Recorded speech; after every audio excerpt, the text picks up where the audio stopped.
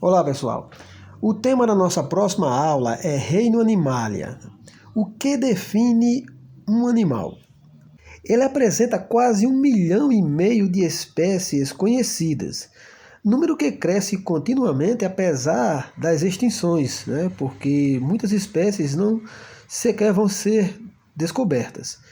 Os animais se diversificaram e vivem em praticamente todos os ambientes que se imaginar.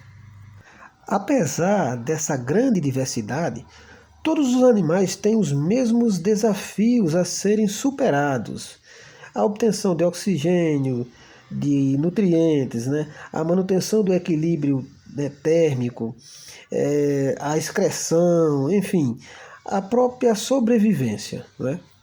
Então, o conjunto de todos os processos integrados, que envolve, por exemplo, a respiração, digestão, circulação, excreção, homeostase, etc., isso é chamado de nutrição. Por meio dela é que se obtém as substâncias necessárias ao organismo, alimentos, gás oxigênio, e obtém-se matéria e energia para que essas criaturas funcionem, os seus sistemas. Falando um pouco sobre as características desse reino, eles são essencialmente pluricelulares, certo?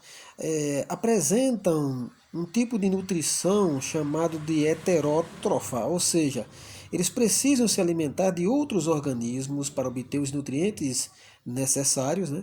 E são formados por células eucariontes, é uma outra característica bastante peculiar, certo? E eles não têm parede celular.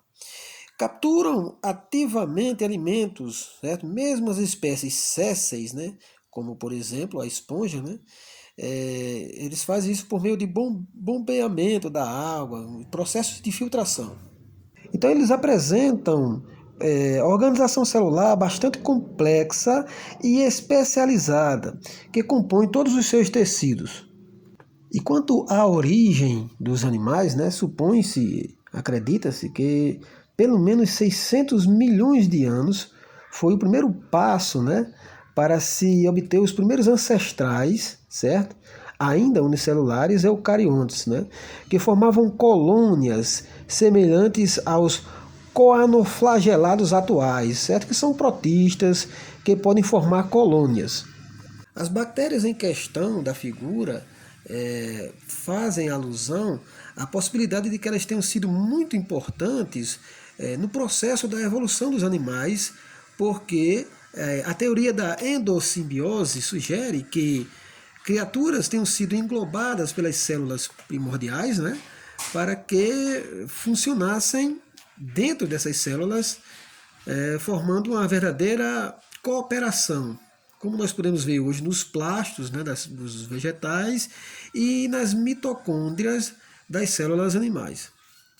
E ainda falando da origem dos animais, o estudo dos fósseis é ainda a principal ferramenta que auxilia nessa compreensão da origem e reconstrução da história evolutiva de todos os grupos de seres vivos, sobretudo dos animais, que é o tema da nossa aula. Embora o registro fóssil de vários grupos de animais seja rico, muitos animais pequenos, de corpo mole, ou que viveram em locais em que não houve a formação de fósseis, não deixaram propriamente registro, o que dificulta uma série de estudos e de classificação. Nesses casos particulares, os cientistas eles precisam se basear apenas em outros métodos, como estudos moleculares, para entender, enfim, a história evolutiva de tais organismos. Nós temos aqui, nessa imagem, a exemplificação de um organismo bastante antigo, certo? Existem registros fósseis dessa criatura, era considerada um dos terrores dos oceanos primitivos, e uma das provas das origens, da origem dos animais, está exatamente nos registros fósseis deixados por boa parte dessas criaturas. E levando-se em consideração que a estimativa de espécies de seres vivos gira em torno de 1,3 milhões a 1,5 milhões, certo? ainda se encontra muitas espécies, né? Se descobre espécies novas, como essa aí em questão. Então considera-se um percentual de espécies novas a serem descobertos muito maior do que as espécies que jamais serão vistas, né? Porque algumas já estão sendo extintas, né, em processo de extinção, sem ao menos serem notadas pela ciência. Considera-se também, né, que existem os processos naturais de extinção, certo? Inclusive, existem as mega extinções, certo? Mas além desse processo natural, ainda tem, né, a atuação antrópica, né? No caso, talvez a atuação do homem coloque uma nova versão nesses processos de extinção e acelere ainda mais, certo? Como a gente falou nas extinções, então as extinções, por exemplo, são principalmente essas causadas pelo desmatamento e pela poluição. Então esses são exemplos clássicos, né, da intervenção humana nesses processos naturais.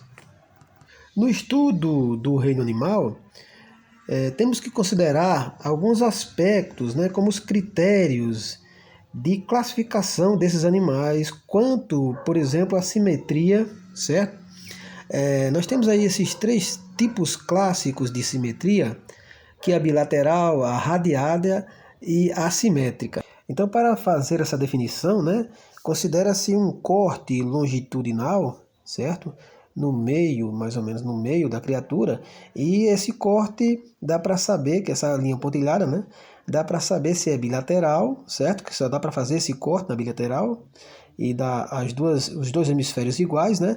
Já na radiada pode-se fazer várias linhas dessas, né? E conclui-se que ela tem várias partes iguais a partir desses cortes. O desenvolvimento embrionário dos animais apresenta certas variações que comumente utilizadas na sua classificação. Os folhetos germinativos, que são camadas de tecidos embrionários formados durante o processo de gastrulação, têm relevante importância na classificação, pois surgiram na diferenciação dos animais. E no início do processo de desenvolvimento, certo? Em relação aos tecidos primordiais que se formam de todos os animais, eles são divididos em 2 grupos, os diblásticos e os triblásticos. Diblásticos só possuem apenas 2 tecidos, né? O ectoderma e o endoderma. Já os triblásticos possuem 3, que é o ectoderma, endoderma e mesoderma. Uma outra característica dos animais que possuem 3 tipos de tecidos, né, os triblásticos, existe ainda uma cavidade, que alguns apresentam, chamada de celoma. Isso é uma inovação, certo, nos seres vivos. A figura em questão exemplifica o processo embrionário, certo? Isso aqui é um tipo de comparação, isso é chamado de embriologia comparada, que exemplifica animais triblásticos, né? E todos aí são vertebrados. E um outro ponto a ser considerado sobre o estudo dos animais, né, do reino animal, é a locomoção, né, e a sustentação corpórea. A maioria dos animais pode se mover para buscar alimento de forma mais complexa e rápida que outros seres vivos. Então, adaptações como a segmentação do corpo, a formação de esqueleto, no caso dos animais que possuem concha, certo? A presença de apêndices, etc., facilitam esses processos, né, como a locomoção, a sustentação e a própria proteção do corpo. Então, quando a gente considera, por exemplo, os animais vertebrados aquáticos, né, os seus apêndices, como as barbatanas, certo? Todas se especializaram nas suas devidas locomoções, né, dos ambientes em que eles frequentam e tal. Quando a gente vê, por exemplo, o cavalo marinho, né, a sua cauda ela tem uma cauda pêncil, né, ou seja, ela se enrosca nas estruturas, né? Principalmente porque ele vive em regiões de maré, de muita corrente marítima, e enfim, então são adaptações, certo? Dos processos de locomoção e de sustentação do corpo, né? A gente vê isso também em todos os artrópodes, em todos os animais possíveis, certo? Cada qual, né, com sua especificidade. Tudo isso é dado pela seleção natural. Então, um dos ganhos, um dos avanços do reino animal foi, por exemplo, a segmentação do corpo, né? Essa segmentação possibilitou a especialização dessas partes dos corpos dessas criaturas, né? Permitindo um controle melhor do movimento. Em certos animais, como por exemplo na nossa espécie, a segmentação não é visível externamente, né? Porque ela é notória, no nosso caso, sobretudo nas junções do nosso esqueleto. E no caso dos insetos, por exemplo, a presença de um esqueleto rígido, né, de um exoesqueleto, impede grandes mudanças na forma do corpo, né, possibilitando a eles ficarem restritos a terem tamanhos maiores. Mas em contrapartida, isso os auxiliou, né, ao longo da evolução na proteção, certo? Na proteção contra os predadores. Então, gente, é isso, né? Essa foi a nossa aula introdutória, né, sobre o reino animal, certo? Falamos um pouco das características, né, da origem desses animais, dos critérios de classificação, né? Falamos das simetrias e falamos também no desenvolvimento, pelo menos citando os dois grupos, né, os diblásticos e os triblásticos. E, finalmente, a possibilidade de locomoção e de sustentação dos seus corpos, né, na aquisição de segmentos, que foi bastante importante, certo? No ganho evolutivo, já que essas criaturas tiveram que alçar novos ambientes, certo? Saíram de ambientes aquáticos para ambientes terrestres e assim por diante.